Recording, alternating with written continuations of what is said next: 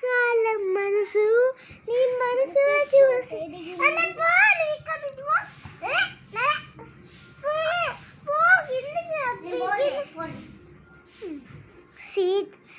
దానివల్ల అందే పిచ్చిది పోయింది.